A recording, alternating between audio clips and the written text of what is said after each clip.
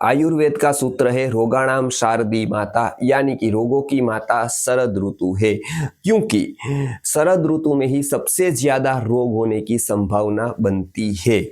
इसके लिए सबसे ज्यादा ध्यान शरद ऋतु में रखना चाहिए। तो इस वीडियो में हम जानेंगे किस चीजों का ध्यान रखना चाहिए, किन चीजों से बचना चाहिए, ताकि हम शरद ऋतु में होने वाले पित्त के प्रकोप से और पित्त के 40 रोगों से बच पाए। तो इस वीडियो में हम ऐसी 4 चीजों के बारे में बात करेंगे जिसकी सावधानी रखने से हम पित्त के 40 रोगों से बच पाएंगे। तो चलिए देखते हैं। सर्वप्रथम बात, पित्तवर्धक आहार से सावधानी। इस ऋतु में पित्त का प्रकोप होता है। आयुर्वेद कहता है कि शरदि पित्तम प्रकुप्यति, यानी कि शरद ऋतु में पित्त का प्रकोप होता है। साधारणता से पित्त प्रकुपित ही है, गुस्से ही हो गया है।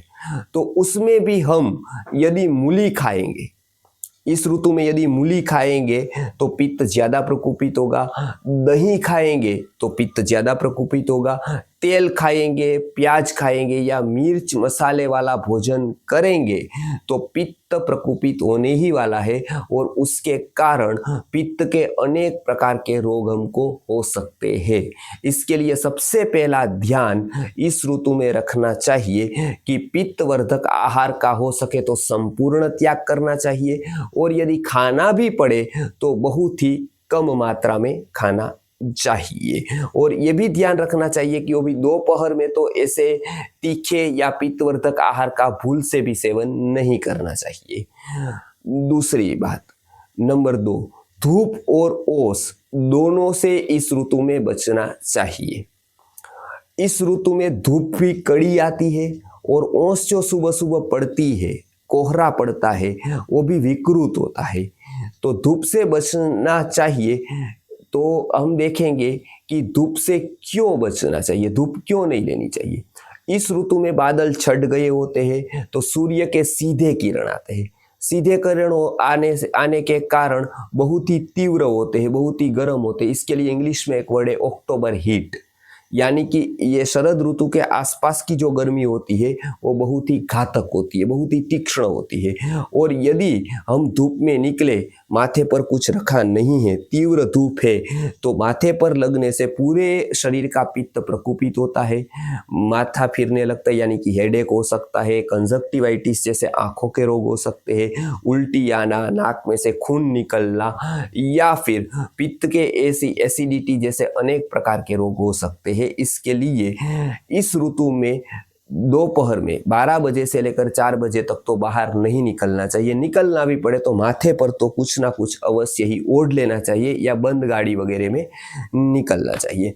ओस की बात बताए तो सुबह सुबह जो कोहरा गिरता है, ओस गिरती है, उसमें मॉइस्चर का प्रमाण ज्यादा होता है, और इस ऋतु में वो विकृत होता है स्वास्थ्य के लिए। इसके लिए जब भी आप मॉर्निंग वॉक में जाते हो या इधर उधर कहीं पर भी घूमने जाते हो, टहलने को जाते हो, तो ओस के बाद जाओ, या तो फिर जहां पर ओस ना आता हो ऐसी जगह पर जाओ, क्योंकि ओस यदि माथे पर लग गया तो कफ को बढ़ाएगा। कफ विकृत होने के कारण पित्त भी विकृत होगा, और बुखार, साइनस, सर्दी, खांसी जैसे अनेक प्रकार के रोग इस ऋतु में होंगे। इसके लिए जैसे धूप से बचना है, ऐसे ओस से भी बचना चाहिए। नंबर 3, भरपेट खाना, दिन में सोना, ये दोनों इस ऋतु में छोड़ देना चाहिए। ये एक कॉम्बो है, भरपेट खाना और दिन में सोना। भरपेट खाने से क्या होता है, भरपेट खाने से मतलब पूरा का पूरा नींद जैसा आने लगता है, शरीर भारी हो जाता है, और इस ऋतु में अग्निमंद होने के कारण अजीर्ण होता है। और आपको पता है कि अजीर्ण यदि हो गया तो बुखार आने की संभावना बढ़ जाती है, और इस ऋतु में तो एक बार बुखार आ गया कि वायरल और अनेक प्रकार की फिर विकृतियां आती है, और हम परेशान हो जाते हैं। एक से दूसरा रोग, दूसरे से तीसरा, तीसरे से चौथा, और यदि बुखार आ गया तो चलता भी बहुत है। इसके लिए हम हैरान परेशान हो जाते हैं। उसके बाद दिन में सोना, दिन में सोने से आम बढ़ता है शरीर में, और आपको पता है कि आम ही सभी रोगों का मूल है। इसके लिए आयुर्वेद में बताया गया है कि सर्वे संतु निरामया, या कि आम के बिना का रहे, क्योंकि आम जो है वो रोग का मूल है। इसके लिए रोगों को आमई कहा गया है।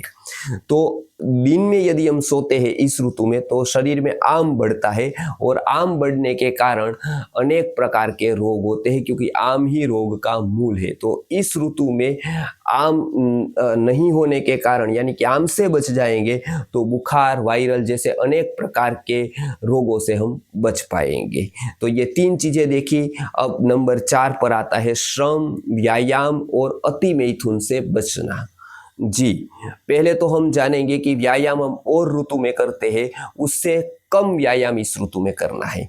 यदि उतना ही व्यायाम हम इस ऋतु में करते हैं तो क्या होता है कि इस ऋतु में ऐसे ही हम कम मंद अग्नि होती है, कम खाते हैं, ऐसे ही सूर्य की तीव्र किरणें पड़ती है तो शरीर का शोषण होता है, और उसमें भी यदि हमने व्यायाम किया तो शरीर का कर्षण हो जाएगा, ज़्यादा शक्ति खर्च हो जाएगी, अशक्ति आ जाएगी और अनेक प्रकार के मिनरल्स कम हो जाएंगे।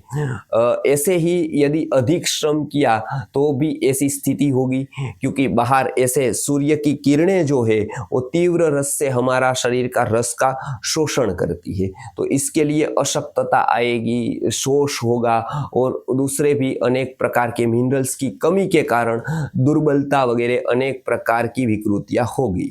अति मैथुन से भी बचना चाहिए, क्योंकि उससे भी वीर्य का, शुक्र का, रज का क्षय होगा और उससे भी बहुत प्रकार के रोग होंगे।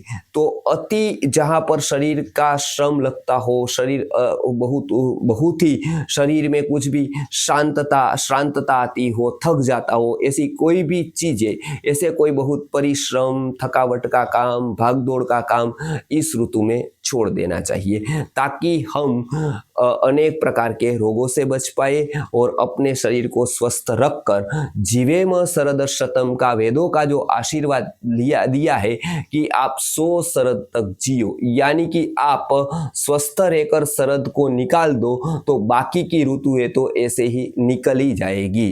तो हम सब लोग इस ऋतु में इन चीजों का ध्यान रखेंगे और इनसे बचेंगे तो पित्त के 40 प्रकार के रोगों से बच पाएंगे और आगे जाकर रसायन के योग्य हमारे शरीर को बना पाएंगे। नमस्कार।